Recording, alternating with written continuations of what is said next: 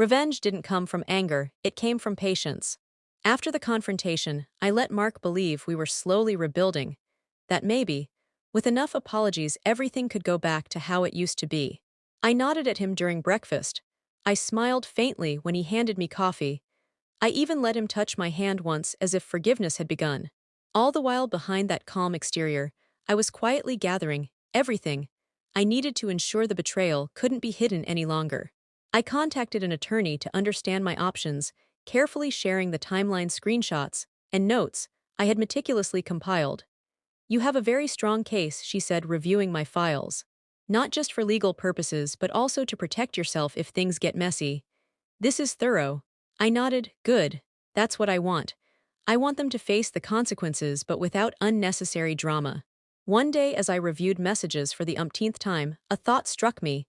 Lena had a fiancé, someone who trusted her completely. And yet here she was betraying both me and him. That was a lever I could use, not cruelly but truthfully. I didn't contact him immediately. I waited for the perfect moment. Mark was obsessed with his promotion at work, and I realized that timing would be critical. If I struck too soon, my plan would unravel. Too late, and he might slip away without facing the repercussions. Meanwhile, Mark tried to bridge the growing gap between us. "I can make this right," he whispered one night, leaning over my shoulder while I reviewed work emails. "You've already made your choice," I said softly, not looking up. "I didn't mean for any of this to hurt you," he added. "But it did," I replied. "Every single day." He hesitated. "I can fix things, I just need control." I interrupted. "You've been controlling the narrative for months. Now it's my turn." The next week, I prepared an anonymous package for HR containing all the verified messages, calendar conflicts, and company policy references that would prove the affair and the professional misconduct associated with it. I wrapped it carefully, no extra words, no emotion, just facts. When I dropped it off, I knew it would spark investigation without me needing to step forward. Then came the twist I hadn't fully anticipated.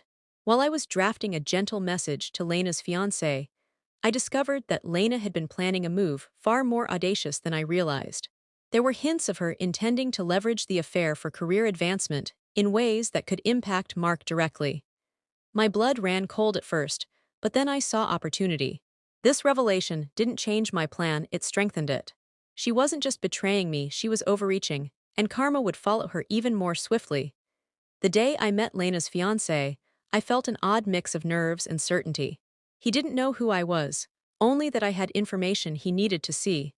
"I don't know you," he said, eyebrows furrowed as I slid the envelope across the table. "I know you don't," I said gently. "But I thought you should know the truth before it's too late. It's about Lena." And Marky opened it cautiously, hands trembling. This is all verified." "Yes," I said. "I double-checked everything. I just wanted you to have the truth." He looked up, eyes wide, shaking his head. I can't believe this." "I thought sometimes the people we trust most are the ones we need to watch," I said softly. The way he clutched the envelope, the pale color of his face, reminded me that I wasn't the only one wounded. The consequences were beginning to ripple outward. I felt a quiet satisfaction, not from malice, but from knowing justice was unfolding naturally. Meanwhile, Mark sensed the shift before it was even visible. "Did you do something?" he asked one evening, his tone sharp but uncertain. "I don't need to," I replied. "Truth has a way of surfacing on its own." "Are you saying HR?" "I'm saying everything matters," I said calmly, sipping my tea. "Every lie, every hidden plan, every betrayal. You've underestimated me for too long." The next morning, news came slowly but unmistakably. Mark's promotion was pulled pending investigation. Lena stopped coming to work altogether. Rumors swirled, questions were asked. Whispers of ethical violations and personal indiscretions floated through the office. Mark tried to confront me. "Did you do this?" he asked, a hint of panic in his voice. I looked him in the eye and smiled faintly. "The truth always finds its way out. You don't need me for that." He sank into a chair, head in hands. "But how?" I thought. "I let the evidence speak," I said. "And karma has a way of handling those who think they can manipulate everything." As the days passed, Mark's demeanor changed. He no longer attempted charm or flattery. He didn't try to apologize anymore, at least not convincingly. He understood, finally, that control had shifted. The humiliation, though subtle, was effective. It didn't need shouting or confrontation. It simply existed in the way people looked at him at the office, the quiet whispers, the polite avoidance. I continued to observe from a distance, never gloating, simply taking note of the consequences of his choices. Lena's fiancé, after a short period of disbelief and anger, ended his engagement. The truth had landed squarely where it needed to. I felt a sense of calm, knowing my method had been precise and measured. One evening, Mark approached me cautiously. You could have ruined me completely," he whispered. "I've never wanted to ruin you," I said softly. "I've only wanted honesty. And now you're facing the truth." He nodded slowly, as if absorbing something he had ignored for years. I understand." "Yes," I said. "You understand consequences." And in that moment, I realized that revenge doesn't need to be loud to be effective. It can be quiet, calculated, patient. It can be a series of small, deliberate actions that allow truth and justice to unfold naturally. Over the next few weeks, the office settled into a new rhythm. Mark's reputation shifted, Lena's absence was noted, and those who had remained oblivious began to grasp the reality of the situation. I watched silently, learning a strange kind of satisfaction from the way life balanced itself. I even allowed a small conversation with Mark one afternoon. "Do you feel like you've learned something?" I asked. I think so," he admitted. "I never realized how much secrecy could hurt someone. How carefully people watch without showing it." "Exactly," I said. "And now you know." He stayed silent after that, which was exactly what I wanted. He didn't try to explain, to argue, or to charm his way out. He understood, finally, the cost of his actions. That night, as I sat alone in my apartment, I reflected on the path I had taken. The careful documentation, the strategic revelation to Lena's fiancé, the anonymous reporting, all of it had been precise. I hadn't acted out of anger. I hadn't sought to humiliate or destroy for the sake of satisfaction. I had acted to restore balance, to allow truth and accountability to take center stage. And I realized something unexpected. By choosing patience over confrontation, observation over emotion, I had preserved my own sense of integrity. I hadn't stooped to manipulation or malice. I had simply allowed the consequences of betrayal to manifest naturally. The twist in the tale, the revelation about Lena's audacious plans, had made me even more certain of the power of timing. Had I acted too soon, she might have escaped scrutiny. Had I hesitated too long, Mark could have maneuvered out of reach. But every careful step had paid off. I whispered to myself as I closed my laptop, "Patience is not weakness. Silence is not ignorance." And revenge, when measured with precision, can be as quiet as the truth itself. For the first time in weeks, I felt a strange sense of peace. The consequences were unfolding. Karma, in its quiet way, was doing the work that needed doing. Mark had learned.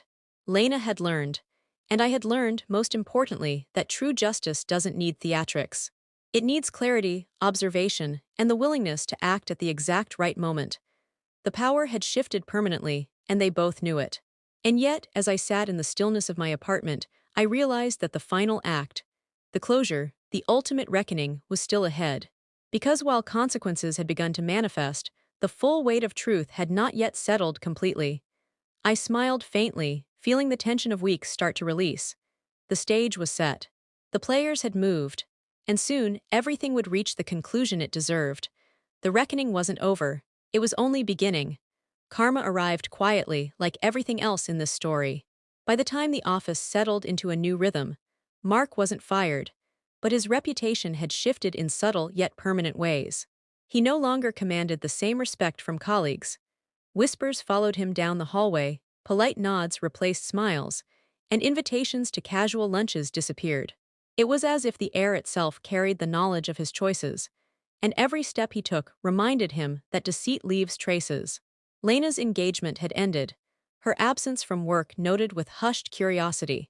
She avoided eye contact whenever our paths crossed, and I could see the unease in her posture, the tightness around her shoulders. There was no dramatic confrontation, no loud accusations, just a quiet, pervasive acknowledgement that the consequences of her actions had arrived. I felt no triumph, only a calm satisfaction, because justice, when allowed to unfold naturally, carries a weight far stronger than humiliation ever could.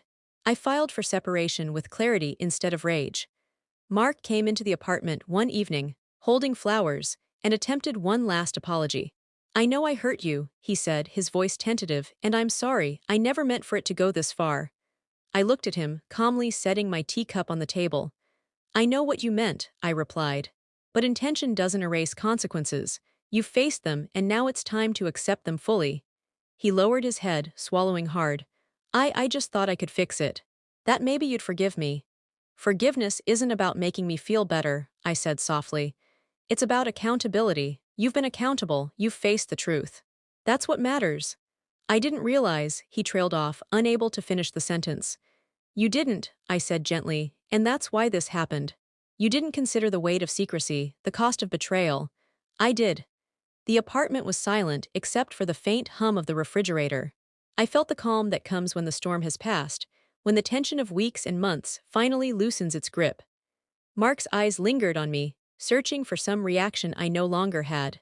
He saw only the clarity in my gaze, the quiet strength that came from enduring and observing, from letting the truth rise instead of chasing it with anger.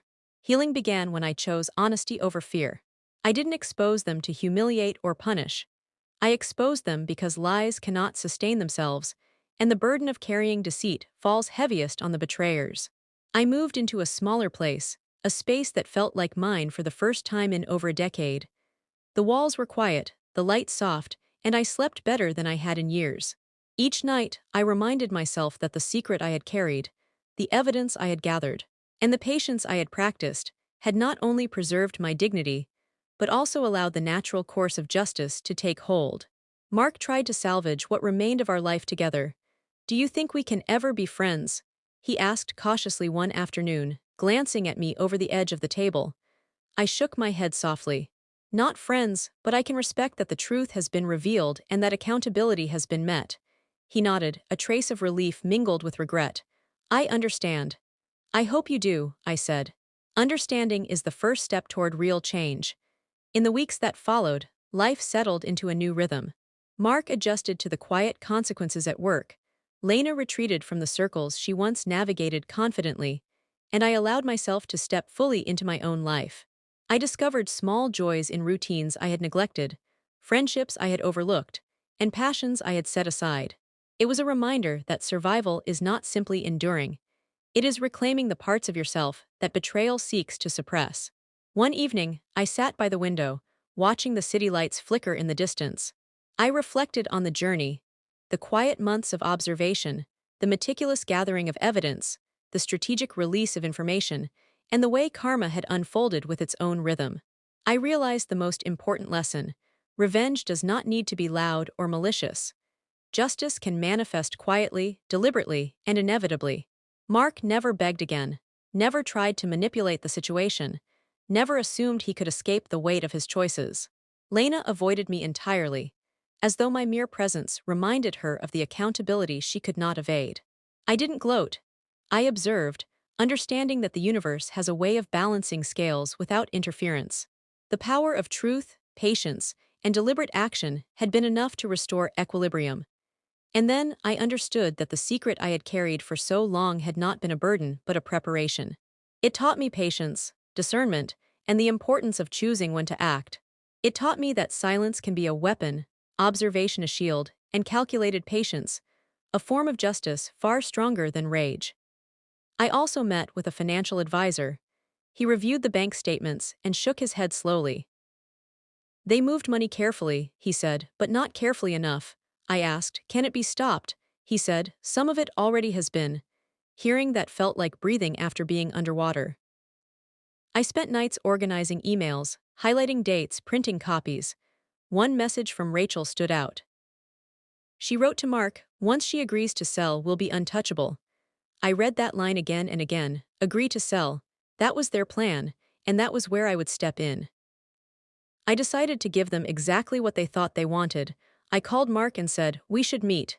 He sounded surprised. You want to see me? He asked. I said, for Lily's sake and maybe closure. He agreed immediately. I told him Rachel should come too. There was a pause, then he said, if that helps. We met at a quiet cafe halfway between our homes. When they arrived together, my stomach tightened, but my face stayed calm. Rachel avoided my eyes. Mark said, you look tired. I said, so do you. We sat, I let silence stretch.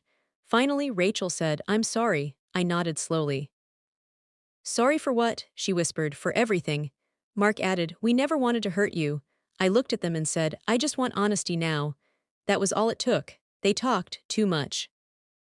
They explained how it started, how lonely Mark felt, how Rachel felt misunderstood in her marriage. I listened, nodding, asking small questions. "When did you open the account?" I asked. Mark said last year. Rachel added, "It was just for planning." I asked, "Planning what?" She hesitated, then said, "A future."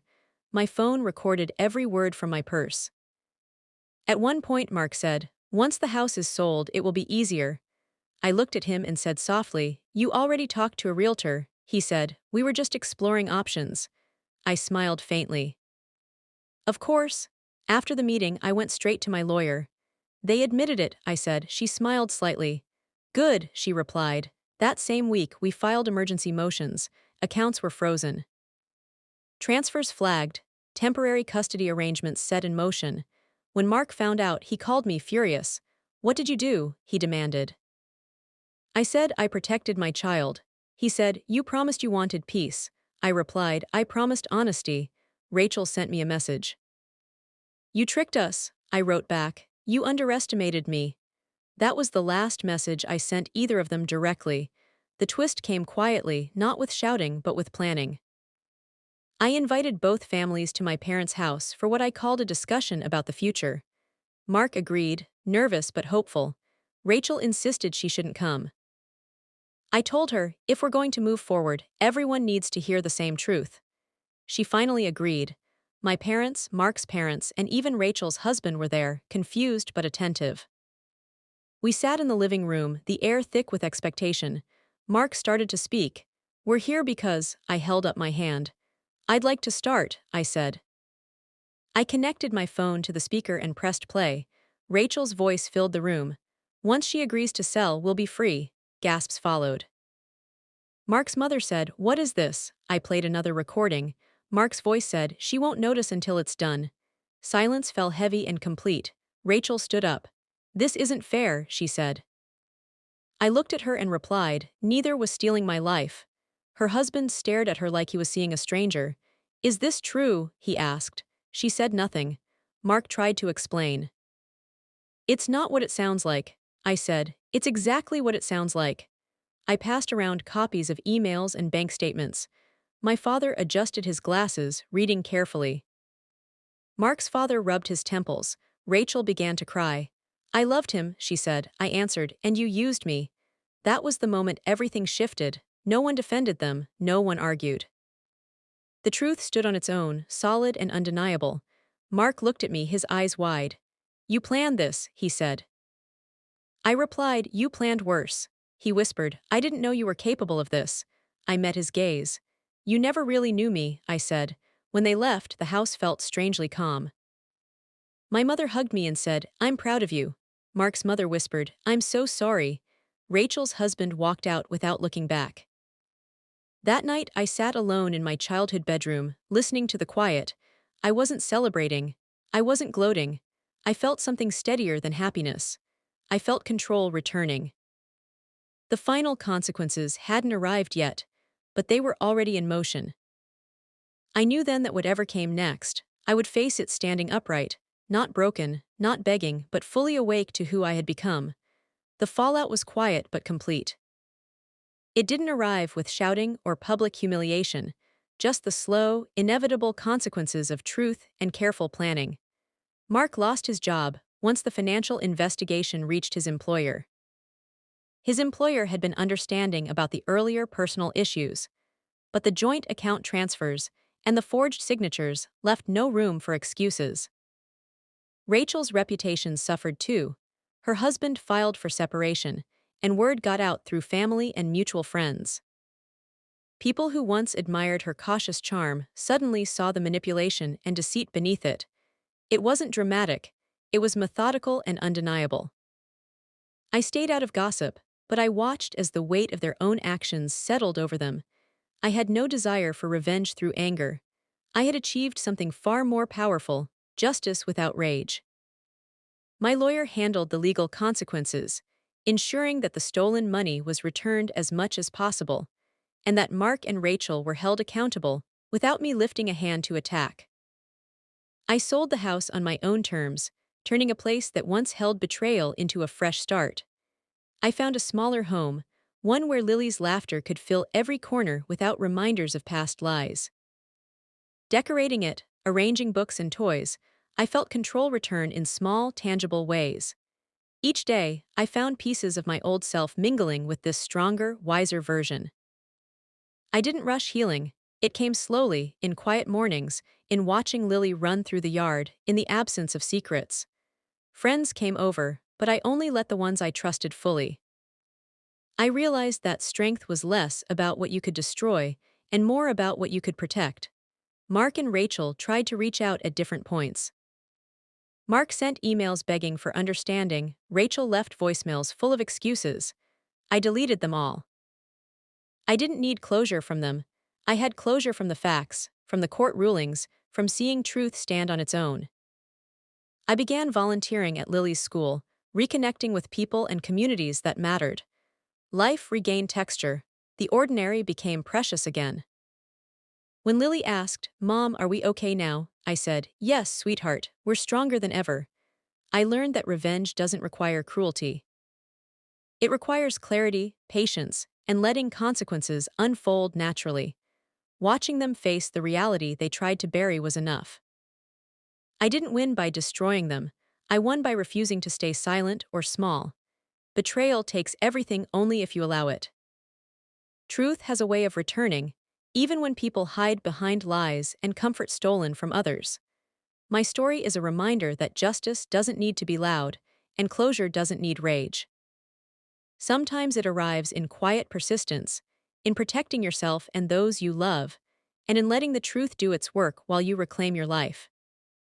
I share this because anyone who's been broken must know survival is possible, and strength is measured in the calm reclamation of what is rightfully yours. Thank you for listening to my story. What I went through wasn't just about betrayal. It was about realizing how easily trust can be broken and how quietly truth can return. I want you to understand that revenge isn't about anger or spectacle. It's about patience, strategy, and protecting yourself and the ones you love. Sometimes the people we trust most will let us down, but that doesn't mean we lose ourselves. I rebuilt my life by staying calm, gathering proof, and letting consequences unfold naturally. Watching truth catch up to those who tried to steal my future was more powerful than any act of aggression. I hope my experience shows that even after betrayal, it's possible to reclaim control, find justice, and create a life filled with honesty, strength, and peace. Remember, protecting your heart and standing firm can be the ultimate victory.